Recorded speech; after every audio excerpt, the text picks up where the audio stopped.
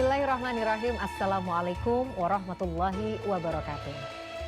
Pemirsa gapai kemuliaan yang dirahmati Allah, apa kabar Anda hari ini? Semoga kita semua senantiasa dalam lindungan serta curahan rahmat dari Allah Subhanahu wa taala. Amin ya rabbal alamin. Alhamdulillah, saya Meladia Rahma dapat kembali hadir menjumpai Anda dalam program kesayangan kita, Gapai Kemuliaan.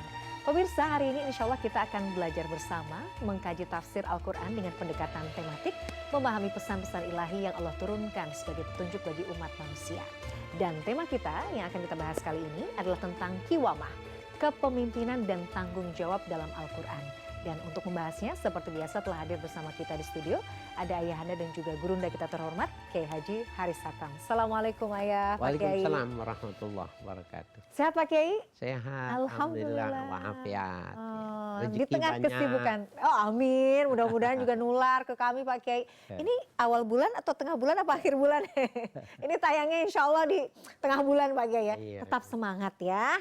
Mudah-mudahan rezeki kita juga banyak ya Pak Kiai, mohon doanya. Amin, kobul. Kobul, amin ya rabbal alamin. Dan Pak Kiai, tema kita hari ini luar biasa. Kita akan membahas tentang kiwamah, tentang pemimpin. Kaitannya mungkin tidak hanya pemimpin dalam skup yang kecil, rumah tangga atau keluarga, tapi insya Allah nanti kita akan bahas dalam skala yang lebih luas. Tapi sebelum itu saya juga ingin mengingatkan bagi Anda pemirsa yang juga memiliki pertanyaan, silahkan kirimkan video pertanyaan Anda melalui nomor WhatsApp yang tertera di layar kaca. Baik, kita akan bahas tentang, bahasan kita kali ini adalah kepemimpinan dan tanggung jawab dalam Al-Quran. Pak Kiai, istilah qawam ini kan sering kali kita dengar, terutama pada saat mungkin kita baca Al-Quran di Quran surat An-Nisa. Tapi yang kemudian menjadi pertanyaan, apakah qawam ini skupnya memang hanya sebatas misalnya suami istri dalam rumah tangga, atau bisa jauh lebih luas daripada itu? Tafadhol Pak Kiai. Ya, baik, bismillah, walhamdulillah, wassalatu wassalamu ala rasulillah, amma ba'du. Mbak Mila dan para pemirsa, menjawab pertanyaan dari Mbak Mila ini, maka kita kerucutkan dulu pada penggunaan kata qawamun yang ada di dalam surah An-Nisa. A'udzubillahi minasyaitonirrajim. Ar-rijalu qawwamuna 'alan nisa bima faddalallahu ba'dahum 'ala ba'din. Ya. Laki-laki adalah pemimpin bagi wanita dari lantaran Allah memberikan kelebihan sebagian terhadap sebagian yang lain. Wa bima anfaqu min amwalihim. Yang kedua, dengan karunia ya nafkah yang diberikan kaum laki-laki kepada perempuan. Ini konteksnya banyak nih Mbak Mila. Pertama, yang mesti pahami bahwa konteks berumah tangga itu sekurang-kurangnya ada 3 komponen. Ada ayah, ada ibu, dan ada anak. Dalam hukum Islam, jangankan berumah tangga, kita bepergian bareng saja, bertiga, maka disunnahkan dalam Islam itu mengangkat seorang pemimpin. Jadi Mbak Mila, saya sama kameramen mau ada roadshow di luar kota, kalau pergi bertiga itu udah banyak disebut, maka harus diangkat siapa yang memimpin. Maka yang 2 harus tunduk kepada pemimpinannya. Nah itu 3. Begitu juga di dalam rumah tangga ada ayah, ada ibu, dan ada anak. Maka Allah mengatakan lebih bagus ayah yang jadi pemimpinnya. Nah maka ayat ini faddalallahu ba'dahum ala ba'din. Pertama, Allah berikan kelebihan laki-laki terhadap perempuan. Apanya? Tenaganya. Tenaganya lebih kuat. Ya, kesempatannya lebih banyak. Karena langkahnya jauh. Nah, jadi banyak tuh yang dibukakan oleh Allah sehingga keterbukaan ini melahirkan kepandaian, Mbak Mila. Jadi kesempatannya lebih banyak, berarti laki-laki lebih pandai dari perempuan. Nah, nanti masalahnya bagaimana kalau wanitanya ternyata lebih pintar. Nah, itu nanti kita akan bahas. Ini yang dimaksud dengan faddalallahu ba'dahum ala ba'din. Yang kedua, ilat dari ayat ini wabima anfaku, dan dari lantaran nafkah yang mereka berikan. Jadi kaum laki-laki karena menjadi pemimpin wajib memberikan nafkah kepada anak dan istrinya. Nah, karena dia pemberi, maka dia harus ditaati. Ini kajian ya dalam memahami kata qawwamuna 'alan nisa dengan ilat-ilat yang ada di dalam ayat itu sendiri. Tetapi Mbak Mila, sesungguhnya Al-Quran tidak menggunakan kata qawwamun itu dalam konteks berumah tangga. Tapi pada ayat lain, qawwamuna bil qisti. Ada kalimat, jadilah kalian ya pemimpin-pemimpin yang adil. Nah, kalimat bil qisti itu, kalimat bil qisti ay bil adli, maknanya dengan adil, itu maknanya general. Boleh pemimpin rumah tangga, pemimpin RT yang terkecil di lingkungan, terus sampai dengan yang tertinggi ya sebagai kepala pemerintahan, kepala negara. Maka dia juga harus yang disebut dengan seorang pemimpin itu harus bil qisti. Jadi kalau dia tidak menggandengkan qawwamun dengan bil qisti, maka itu tidak dalam perspektif Qur'ani. Nah, jadi konsep tentang leadership ya, kepemimpinan itu adalah bil qisti, itu cirinya. Manakala dia seorang muslim, maka dia mengedepankan faktor atau kekhususan dari makna al-qisti itu tadi. Oke. Jadi sepemahaman saya Pak Kiai, berdasarkan penjelasan Pak Kiai tadi, artinya qawwam itu bisa dimaknai sebagai itu tadi ya, ayah misalnya dalam sebuah rumah tangga, suami begitu ya, yang punya kewajiban untuk menafkahi keluarganya. Kemudian dalam hal ini secara pengertian yang lebih luas adalah juga sebagai pemimpin yang bertugas ini, menegakkan keadilan juga. Ya, penegak keadilan. Penegak keadilan, qawwamina bil qist. Nah, artinya kan sebenarnya ada tanggung jawab yang menempel pada pemimpin ini Pak Kiai. Tapi sebelum tanggung jawab yang menempel yang juga harus wajib dilaksanakan dulu kepada bahasanya konstituennya begitu ya. Kepada misalnya keluarga, kepada misalnya rakyatnya. Ini juga harus selesai dulu ya Pak Kiai. Jangan kemudian saya pemimpin khawatirnya minta untuk dihargai karena dia punya power, tapi di sisi lain mungkin belum selesai nih untuk mengerjakan tanggung jawabnya kepada konstituennya begitu Pak Kiai. Betul seperti itu Pak Kiai? Ya benar sekali. Jadi sehingga dalam salah satu hadis dikatakan ya sayyidul qaum khadimu qaumin. Ya, pemimpinnya satu kaum maka dia adalah pelayannya kaum itu. Pelayan. Okay. Nah, kalau raja ya presiden adalah pelayan bagi masyarakat, itu dimaknakan bahwa kedaulatan itu milik rakyat. Ya, yang tertinggi ada di tangan rakyat. Nah, sehingga siapapun yang menjadi pemimpin dalam perspektif Qur'ani, maka dia khadimu qaumin. Dia pelayannya umat, dia pelayannya kaum itu. Nah, yang namanya disebut dengan seorang pelayan yang capek, yang sibuk, kemudian dia pahalanya banyak, ya itu wajar. Sehingga Mbak Mila, kalau kita buat sebuah penjelasan yang lebih luas dan melakukan hubungan, ya, mencari hubungan satu hadis dengan hadis yang lain, ada satu hadis sahih yang menjelaskan bahwa di akhirat, ya nanti itu yang pertama masuk surga itu yang mendapatkan perlindungan itu bukan ulama. Bukan juga orang-orang kaya yang menghabiskan hartanya. Bukan juga orang yang mati syahid membela agama. Tetapi al-imamul adil. Itu nomor satu. Dan itu dalam pandangan ya Islam. Nabi mengatakan al-imamul adil itu adalah sab'atun yuzilluhumullah yawma la zilla illa zilluh. Ada 7 golongan dalangan naungan Allah ketika tidak ada naungan Allah. Bukannya guru, bukannya orang alim, bukan orang kaya, bukan orang yang mati syahid, tapi seorang pemimpin adil. Kenapa? Ketika dia menjalaninya sebagai khadimul qaum.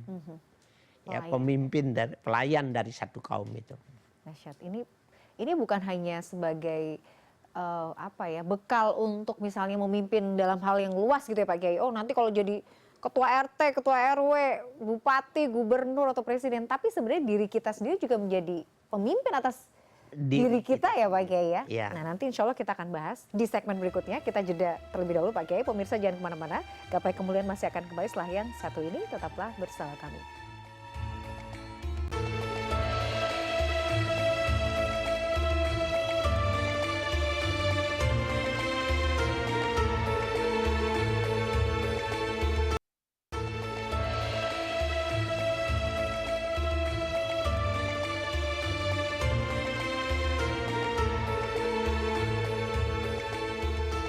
Pemirsa, terima kasih Anda masih menyaksikan Gapai Kemuliaan. Pemirsa, di segmen kedua ini, Kiai Haji Haris Akam akan menjawab pertanyaan Anda, pemirsa Gapai Kemuliaan, yang sudah masuk melalui WhatsApp dalam segmen Ustadz Menjawab. Dan kali ini pertanyaan yang sudah masuk datang dari Armin Asri di Kota Depok, Jawa Barat. Kita simak bersama pertanyaannya. Assalamualaikum warahmatullahi wabarakatuh. Perkenalkan, nama saya Armin Asri, berasal dari Kota Depok. Saya merupakan guru di salah satu SD Islam swasta yang berada di Kota Depok. Saya ingin mengajukan pertanyaan terkait konsep kepemimpinan dalam Al-Quran. Pertanyaan yang pertama, sebagaimana yang kita ketahui, dalam Al-Quran terdapat kata kiwam atau dengan jamaknya qawwamun yang artinya adalah kepemimpinan. Apakah kepemimpinan yang dimaksudkan dalam Al-Quran ini berlaku pada konsep kepemimpinan rumah tangga atau juga berlaku pada konsep kepemimpinan secara umum? Kemudian pertanyaan yang kedua, apakah konsep kiwamah, qawwamun, konsep kepemimpinan dalam Al-Quran ini menunjukkan pemahaman kesamaan gender? Tidak ada perbedaan antara kepemimpinan laki-laki maupun kepemimpinan perempuan, atau tetap pada pemahaman bahwasanya qawwamun, kepemimpinan dalam Al-Quran ini memberikan perspektif yang berbeda. Artinya Al-Quran secara khusus menunjuk laki-laki yang memimpin bagi kaumnya dalam perspektif lintas gender. Sekian pertanyaan yang saya ajukan. Terima kasih atas jawabannya. Assalamualaikum warahmatullahi wabarakatuh. Waalaikumsalam warahmatullahi wabarakatuh. Terima kasih kepada ini Bapak Guru ya, Pak Kiai ya. Armin Asri di Kota Depok. Pertanyaan yang pertama sebenarnya sudah kita bahas Pak Kiai di segmen sebelumnya terkait konteks qawam ini. Apakah skupnya rumah tangga atau pemimpin secara general, tadi sudah kita bahas. Kita mungkin bisa langsung masuk ke pertanyaan yang kedua terkait bagaimana kemudian konsep kiwamah ini dalam kaitannya dengan perspektif gender. Apakah qawamunah ini ya atau pemimpin ini memang secara spesifik Quran mengatakan khusus untuk laki-laki atau seperti apa Pak Kiai? Ataukah juga perempuan sebenarnya punya potensi dan boleh untuk menjadi pemimpin? Silahkan. Iya, tadi Mbak Mila, ayat yang kita bacakan itu sebelum kata qawamun ada penunjukan gender ar-rijal. Masalahnya apakah rijal itu melulu maknanya laki-laki. Nah, itu yang masalah tuh. Jadi ar-rijalu qawwamuna 'alan nisa. Itu kalau secara harfiah laki-laki adalah pemimpin terhadap perempuan. Ya, karena Allah kasih kelebihan fisik, tenaga, kesempatan sehingga lebih cerdas karena kesempatannya, dan karena dia yang bekerja, dia yang memberi nafkah. Harus mengucapkan terima kasih. Bahkan di dalam hadis lain, kalau saja aku diperbolehkan oleh Allah untuk melakukan sebuah penghambaan, maka seorang istri harus menghambakan diri kepada suaminya gitu ya. Nah, dalam makna yang kedua, kata ar-rijal itu lepas gender sebenarnya. Ya, dia melepaskan dari gender. Dari mana kita bisa memahaminya? Seperti ini, di antara istri-istri Nabi itu masyhur Sayyidah Aisyah satu-satunya yang perawan.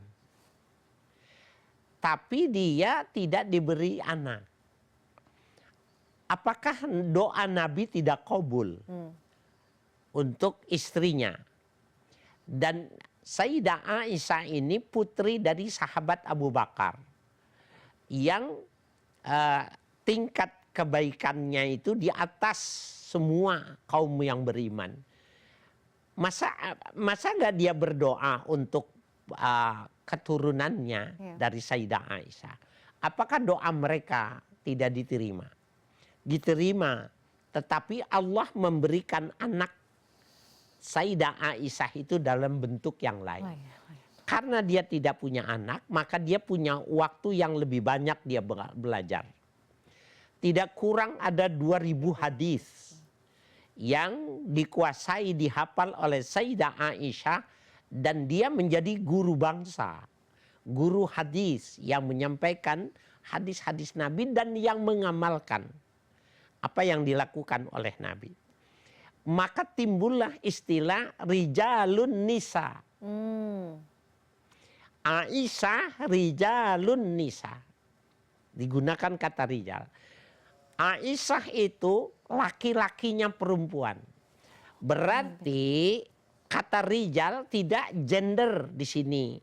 Laki-laki rijal di sini maknanya adalah keutamaan, keunggulan. Jadi kalau umpamanya simbol kecerdasan adalah rijal adalah simbol kecerdasan, wanita yang punya simbol kecerdasan itu Aisyah. Berarti Aisyah bisa menjadi rijal.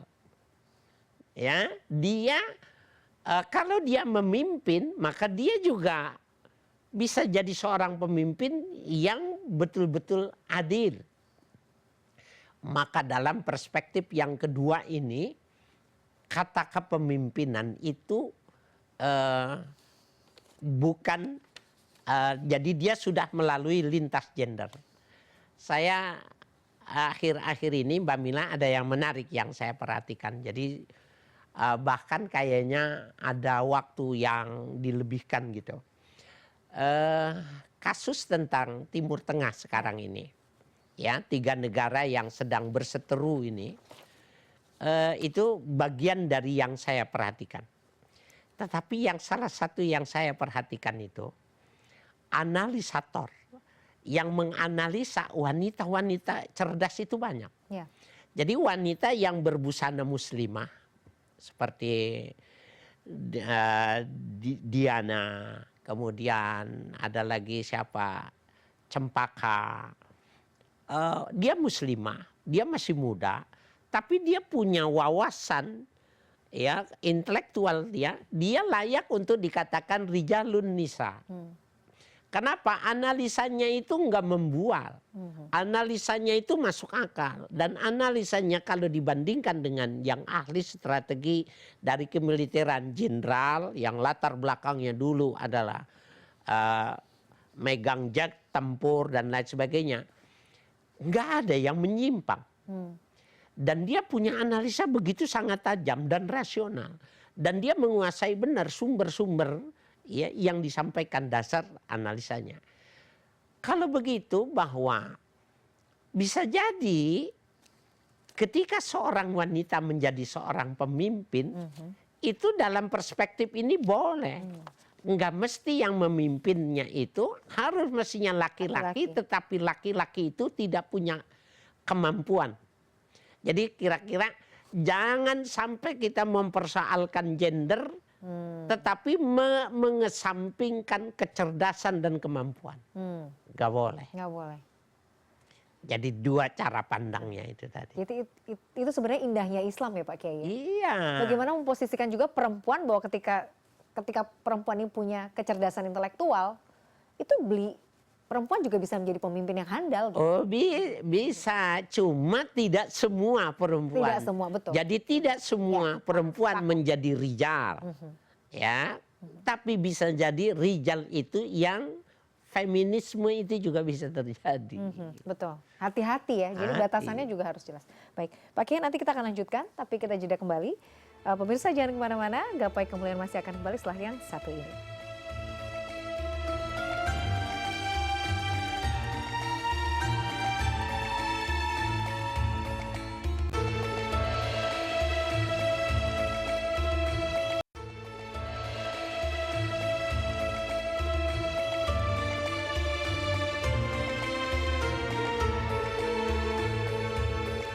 Pemirsa, terima kasih Anda masih menyaksikan Gapai Kemuliaan. Kita akan lanjutkan pembahasan kita terkait kiwamah kepemimpinan dan tanggung jawab dalam Al-Quran. Pak Kiai, kalau kita bicara lagi kembali pada konteks pemimpin, setiap peran nih yang kita emban, apapun itu pasti akan ada hak dan kewajiban yang menempel bersamanya. Nah, ketika kita bicara soal pemimpin, artinya kan itu tadi ada tanggung jawab, ada hak dan kewajiban yang harus kita lakukan.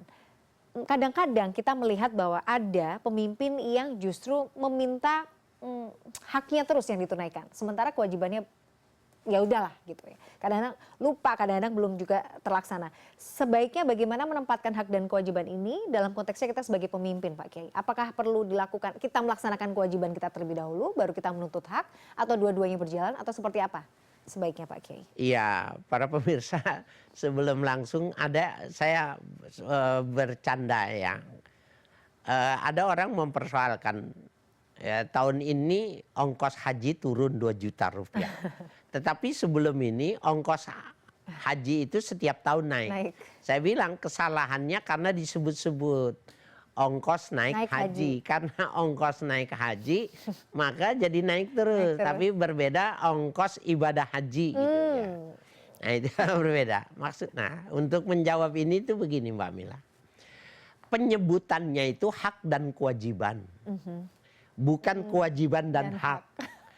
Dalam penyebutan itu sebenarnya konotasinya itu lebih dominan kepada orang gajinya berapa. Jadi ketika gajinya berapa baru mau saya bekerja, itu dari pengejawantahan dari kata hak dan kewajiban.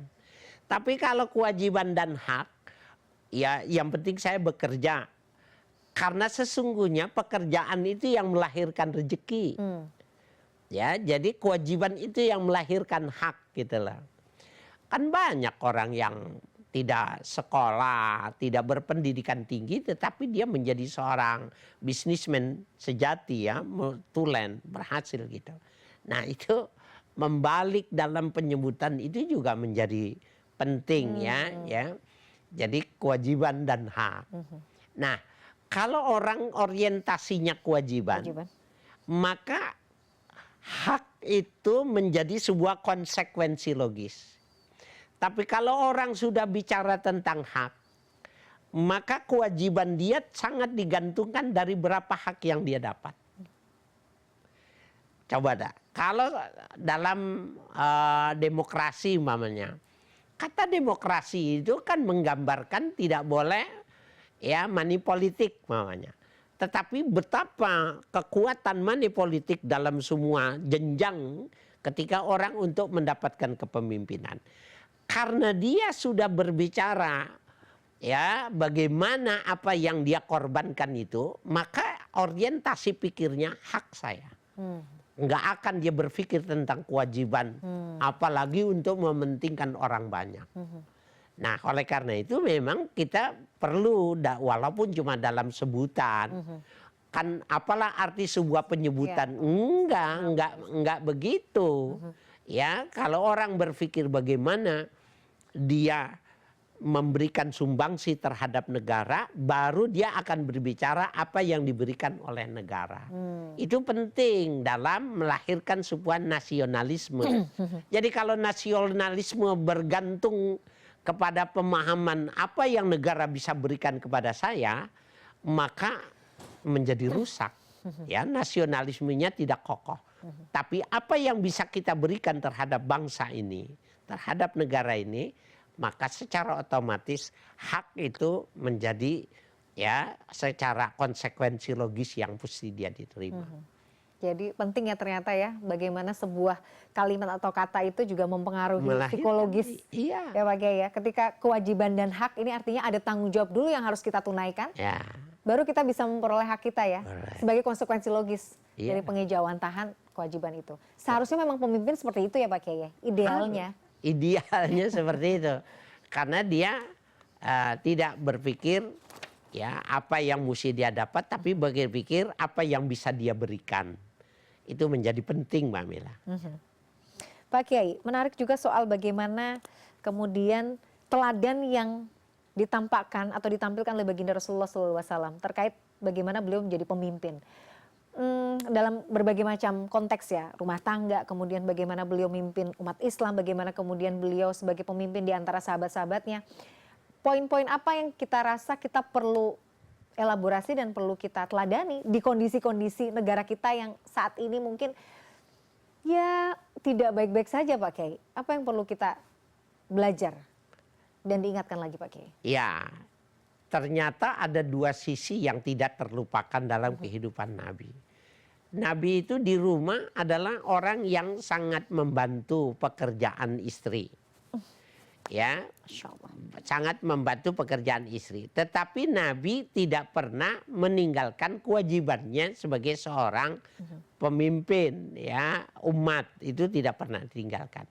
Banyak hadis yang menjelaskan bahwa ketika Sayyidah Aisyah ditanya bagaimanakah Nabi di rumah tangga, maka Sayyidah Aisyah istri beliau yang memberikan penjelasan secara utuh bahwa Nabi itu orang yang menambal pakaiannya sendiri, orang yang menjahit ketika sandalnya terputus, orang yang membantu pekerjaannya, ya, mihnatu ahli, pekerjaan rumah tangganya itu dibantu.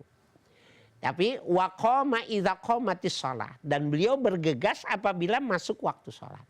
Jadi kalau waktu masuk sholat ditinggalkan pekerjaan itu. Beliau ke masjid. Tetapi setelah itu beliau melihat lagi adakah yang mesti dikerjakan bagi seorang istri. Insya Allah. Nah, ini menarik nih. Dari kehidupan Nabi yang seperti itu, maka sebagian ulama, mereka itu, Mbak Mila mau tahu atau tidak, ulama-ulama besar itu, mereka sebelum mengajar itu ke pasar. Ya, mereka itu ke pasar. Ngapain? Belanja. Jadi dia beli beras, dia beli sayur, bawang, tomat, masakan yang hari itu. Maka si kiai besar ini, ya, saya lihat sendiri, saya tahu dengan bukan dari diberitahukan. Dia bawa untuk diberikan kepada istrinya. Karena memang dipahaminya, beliau ini guru hadis saya, beliau memahaminya bahwa mihnatu ahlihi itu, kewajiban berumah tangga itu adalah bagian dari seorang suami. Ya, jadi suami sebelum berangkat bekerja ke pasar dulu. Kan pasar sekarang 24 jam. Iya, ada yang 24. Ya, kalau umpamanya nih, mohon maaf, yang di Bodetabek, orang datang ke Jakarta itu lebih awal, jadi jam 6. Maka dia jam 4 sudah ke pasar membelikan catatan yang ditulis oleh istrinya itu untuk dibelikan. Nah, Wah, mantap, Masya Allah. kalau Ada catatannya kalau. mudah-mudahan suaminya Mbak Mila dengar. Nanti saya putar lagi rekamannya Pak Kiai. Nah, itu kan menarik Ya. dia. Ya. Bagi orang yang konsekuen dan disiplin itu, dia menerjemahkan dalam kesehariannya seperti itu. Tetapi ada orang yang mengatakan begini, itu bagi orang yang tugasnya secara khusus, bukankah tugas itu bisa substitusi, gitulah.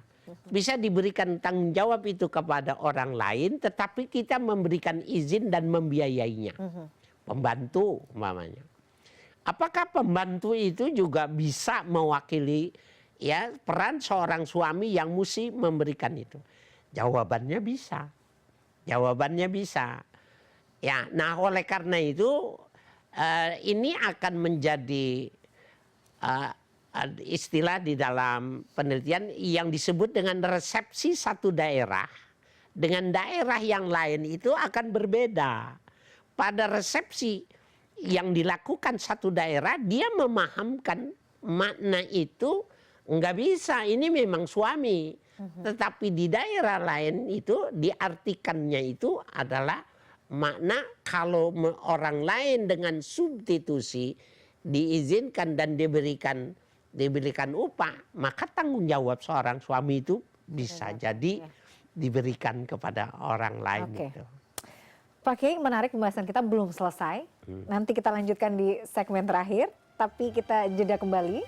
Pemirsa jangan kemana-mana, pembahasan kita masih akan berlangsung sesaat lagi. Tetaplah bersama kami di Gapai Kemuliaan.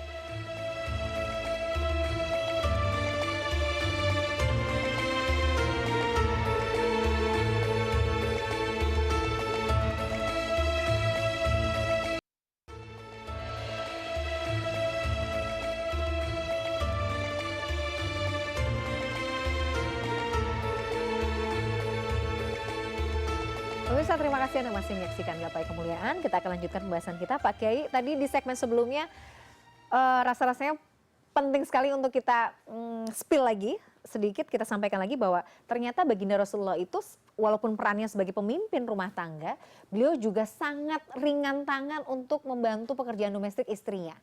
Beliau belanja, membantu pekerjaan rumah. Sebenarnya berarti hal ini bukan hal yang tabu untuk dilakukan ya. Artinya laki-laki tuh sekarang juga bukan hal yang tabu. Bantu ngepel, bantu bersihin rumah, kadang juga ada yang mungkin senang masak ya masak. Nah, tapi di sisi lain kita ini mungkin kan masih sangat kental, terutama di Indonesia mungkin sangat kental dengan budaya patriarkis, di mana menganggap bahwa ya perempuan itu ya udah urusan dapur, kasur, sumur gitu. Laki-laki tuh nggak pegang itu.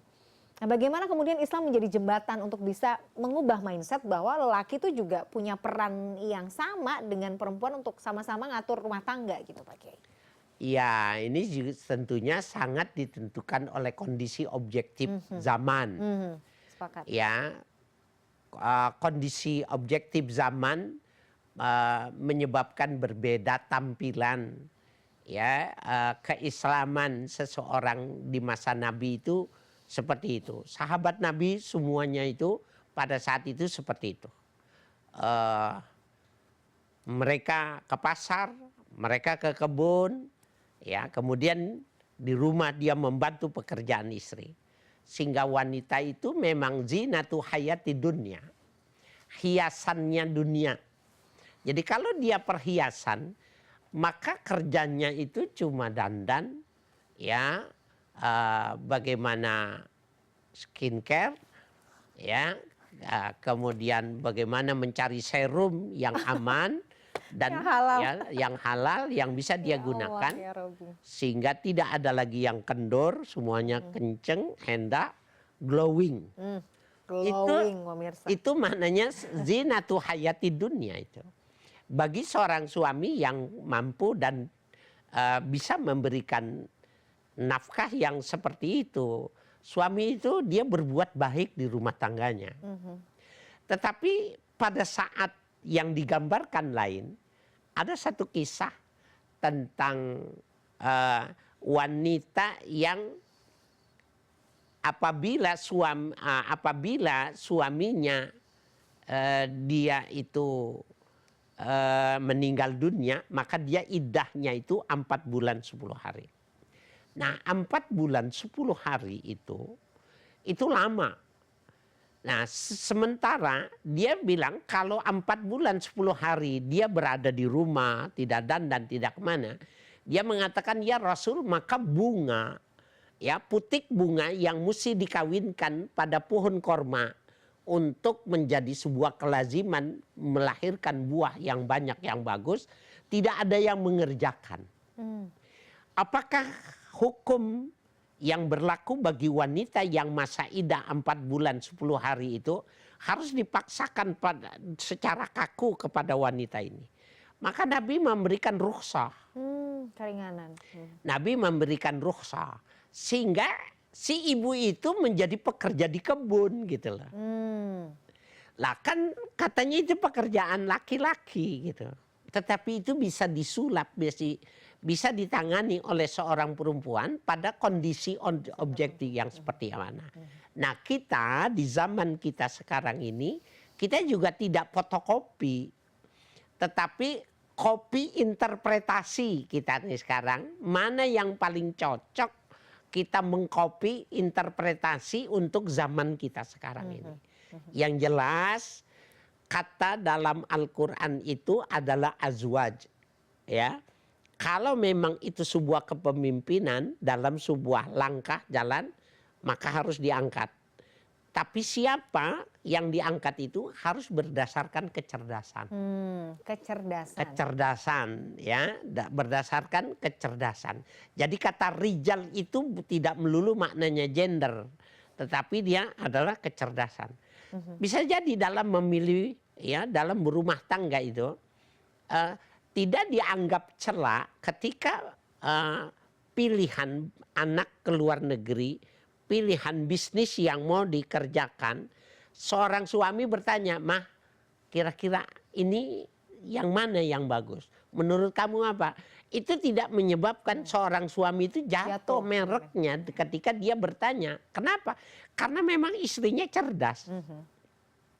Nah, bahkan itu menjadi sebuah kehormatan ketika dia memberikan, ya, apa yang dipilihkan oleh istrinya justru itu yang dikerjakan.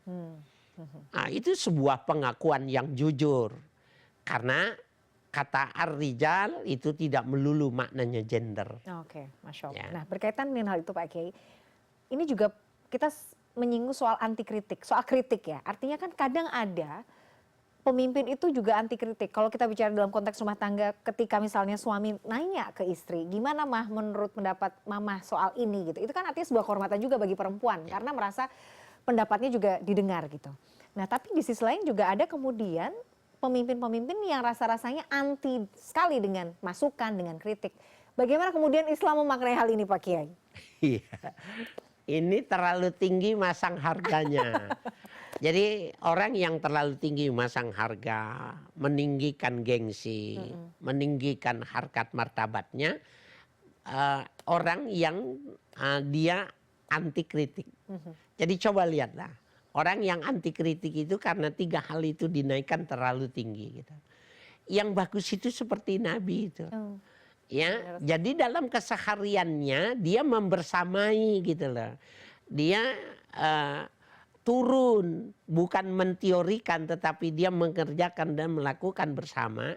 Maka dengan cara yang semacam itu bagaimana mau meninggikan sementara dia kan ketika dia membantu istrinya itu kan istrinya yang memimpin pada kondisi saat itu. Dia membantu gitu loh. Tetapi dalam hal ketika melakukan ritual keibadah maka yang memimpin Nabi, istrinya menjadi yang mengikutnya. Dan baginda Rasulullah juga tidak anti kritik ya Pak Kiai. Enggak. Beliau sangat mendengarkan mungkin pendapat dari sahabat misalnya atau istri bahkan. Bahkan beliau mengakui bila pendapatnya kalah. Masya Nah, Allah. dalam satu riwayat itu ada hadis yang menjelaskan. Nabi sedang berjalan-jalan di Madinah. Maka dilihatnya petani itu sedang mengawinkan pohon korma. Jadi pohon korma itu juga ada gendernya Mbak Mila. Betul. Ya, jadi ketika dikawinkan itu supaya hasilkan bunga itu, maka Nabi mengatakan, mau nggak kuajarkan pada kalian yang lebih simpel dan lebih bagus hasilnya. Bala ya Rasulullah. Maka Rasul mengajarkan simpul, ya, mengajarkan cara mengawinkan pohon korma itu supaya putik bunganya lebih banyak dan hasilnya lebih banyak.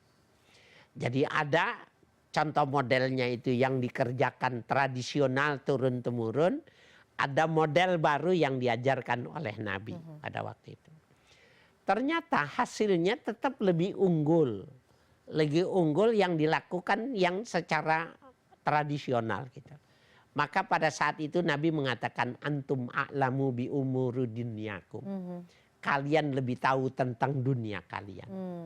Itu menunjukkan bahwa Nabi mau tuh ya menundukkan diri pada sebuah hasil yang memang orang lain lebih unggul.